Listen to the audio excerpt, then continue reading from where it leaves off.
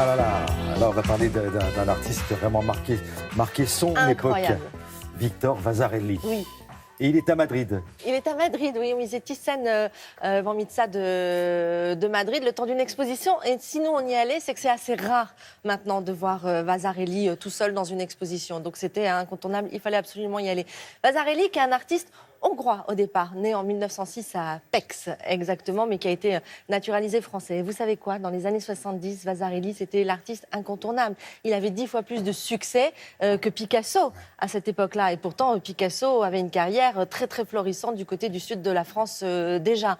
Et ça a été, mais comme je vous dis, une vague, une déferlante de cet art que on peut penser psychédélique, souvent c'est ce qui vient en tête quand on pense à l'art de Vasarely, mais psychédélique, c'est pas ça. Parce que psychédélique, ça ondule un petit peu, vous voyez, c'est un petit peu comme ça, l'art psychédélique. Là, c'est parfaitement géométrique. C'est de l'art cinétique. Et je vous propose tout de suite de regarder le reportage et on en reparle après. Regardez.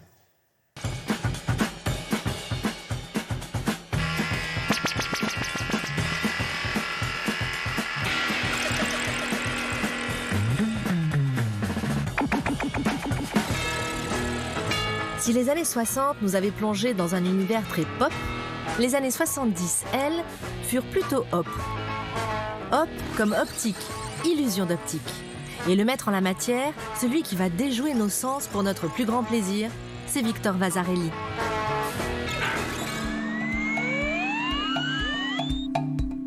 Avec lui, plus de repères. Tout n'est que couleur, géométrie, rêverie et flânerie émotionnelle.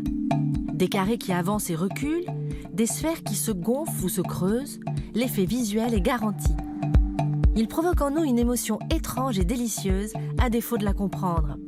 Notre œil est plongé dans une autre dimension, celle de l'art cinétique.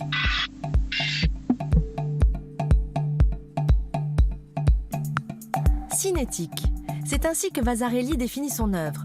C'est une allusion directe à la théorie cinétique des gaz, qui sont immatériels et mouvants. Dans les années 30, à son arrivée en France, il est fasciné par les avant-gardes russes comme Malevich et par le Bauhaus allemand. Des artistes qui ont fait la synthèse entre art de vivre et architecture.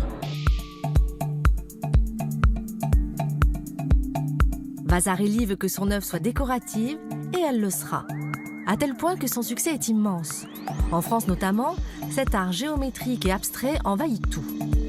Des logos des grandes marques, aux enseignes publicitaires et aux pochettes d'albums des plus grands artistes, bref, il est à la mode.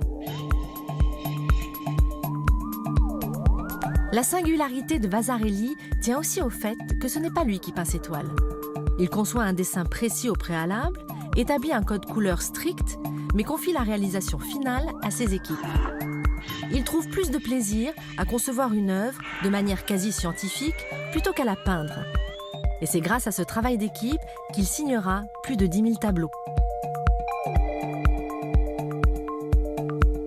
Mais le problème, quand on est à la mode un jour, c'est qu'on finit par être démodé.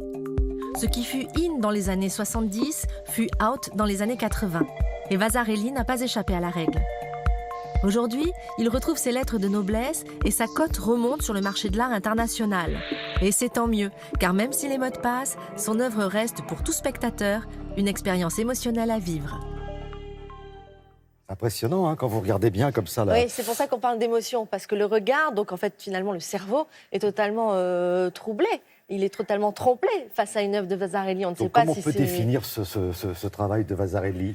C'est l'op art, donc c'est ce mouvement optique, contrairement aux illusions d'optique, contrairement au pop art, qui était très très à la mode aux États-Unis dans les années 60. Vous savez, au XXe siècle, après la Seconde Guerre mondiale, autant l'art, tout se faisait en France, et notamment à Paris. Après la Deuxième Guerre mondiale, les États-Unis sont arrivés sur le marché de l'art, notamment avec les peintres abstraits, et ensuite avec le pop art, Andy Warhol et tout ça. Et en 1970, avec Vasarely, ça s'est un peu réinversé, si vous voulez. Cet art qui était extrêmement à la mode dans tout, papier peint, tout, souvenez-vous, dans les années 70, les gens qui ont connu les années 70, tout était comme ça. Hein. C'est très, très op art, quoi, avec des rondes, et puis je ne vous parle pas des couleurs, toujours très flashy, évidemment. Donc ça a été une mode absolument incroyable. Alors, il y a même une célèbre radio.